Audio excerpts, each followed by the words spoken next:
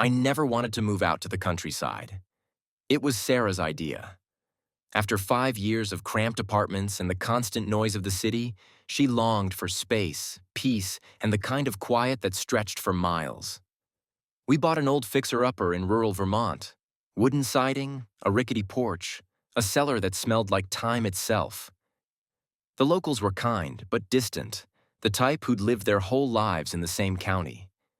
I figured they just weren't used to outsiders. The first few weeks were uneventful. We renovated the kitchen, cleaned the attic, patched holes in the roof. It was a slow life, but a peaceful one. Then one night, I heard it. A faint scraping noise coming from under the floorboards while Sarah was asleep. At first, I thought it might be mice. I grabbed a flashlight and went into the cellar. Nothing. No droppings, no nests, just the same damp air and ancient shelves. Still, I set traps. The next morning, they were untouched. A week later, the noises grew louder, scraping, then what sounded like nails tapping against wood. Always between 2 and 4 a.m., always from beneath the house. Sarah joked it was probably a raccoon or a stray cat, but I knew something felt wrong. Animals don't keep schedules. I decided to inspect the foundation during the day. The cellar had a crawl space beneath the stairs, barely large enough for someone to fit. I had to lie on my stomach and shine the flashlight ahead. Dust danced in the beam and cobwebs clung to my face. I found something odd, a square section of the dirt floor that was darker, packed down in a way that didn't match the rest, like it had been recently disturbed. I fetched a shovel and dug. Just a few inches down, I hit something hard. Wood. A box. No, a hatch. My stomach twisted. I called Sarah down, and together we cleared the dirt and pried it open. A metal ladder led into darkness.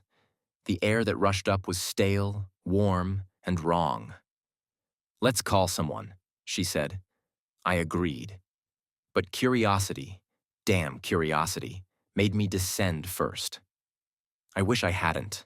The ladder led into a narrow tunnel carved from the earth. Old wooden beams supported the ceiling, and rusty lanterns hung at intervals. The ground was dry, compacted, with faint footprints leading deeper in. Human footprints. We didn't go far, just a few yards. That was enough to see that it wasn't just a tunnel. It was a network. Several paths branched off in different directions. Someone had built this.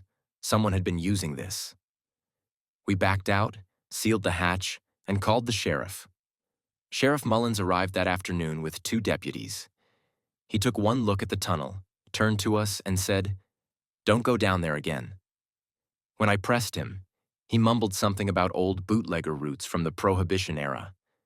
But I could tell he was lying. His eyes said it.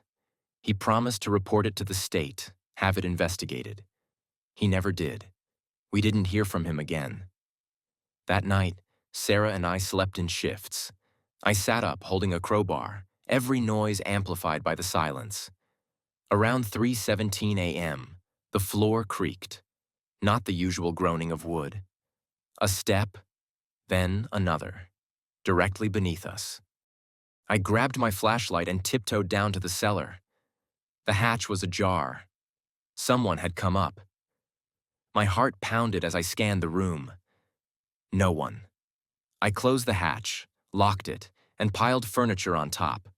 Sarah called her brother, told him we were driving down to stay with him for a few days.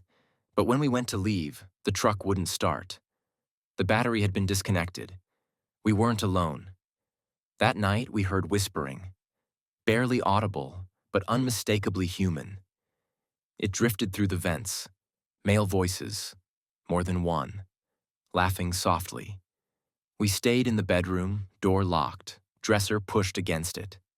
I held a hammer in my hand. Sarah clutched a kitchen knife. Neither of us slept. By morning, the furniture over the hatch had been moved aside. The hatch was open again. I nailed it shut, then poured quickset concrete over the entire area. It hardened within hours. I thought we were safe. 2 nights later, I heard the front door unlock. Not open, unlock.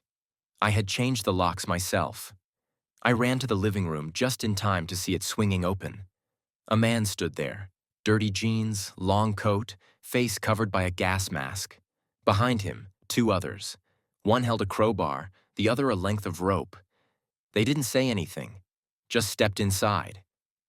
I yelled for Sarah and threw the hammer. It hit one in the chest, barely slowing him.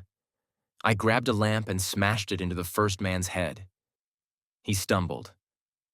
Sarah ran down the hall, screaming. We barricaded ourselves in the bathroom. I called 911 while she blocked the door with her body. The line was dead. The men pounded on the door. The wood cracked. We were trapped. But then I remembered. The attic. I helped Sarah climb onto the sink and push open the ceiling panel. I lifted her through, then scrambled up after her just as the door burst open. A hand grabbed my ankle. I kicked, hard. He lost his grip. I pulled myself into the attic and shoved the panel closed. The next 2 hours were pure terror. We crouched in the darkness, barely breathing, listening to them search the house. One of them came up into the attic, but missed us. Thank God it was cluttered with boxes. Eventually, they left. Or so we thought. We waited until dawn, then climbed down. The house was trashed, furniture overturned, cabinets smashed, wires ripped out of the walls. The hatch in the cellar? Broken through, the concrete shattered like it had been jackhammered. We left that day. We didn't pack. We drove straight to Sarah's brother's house and told the police everything. This time, they listened. They searched the tunnel system, found surveillance equipment, a generator, shelves of canned food, blankets, hand-drawn maps of our house, and something worse. Photos, dozens of them, of us, sleeping, eating, watching TV, taken through the walls, through vents, through cracks in the floor. The tunnel network stretched for miles. No one knows who built it. No one knows how many people were using it. They arrested 3 men in connection: drifters, squatters, survivalist types. But Sheriff Mullins? He resigned the next day. No explanation. We sold the house, took a loss. I don't care. Sometimes when I wake up in the middle of the night, I still hear them. Not their voices, just the sound of footsteps below the floorboards.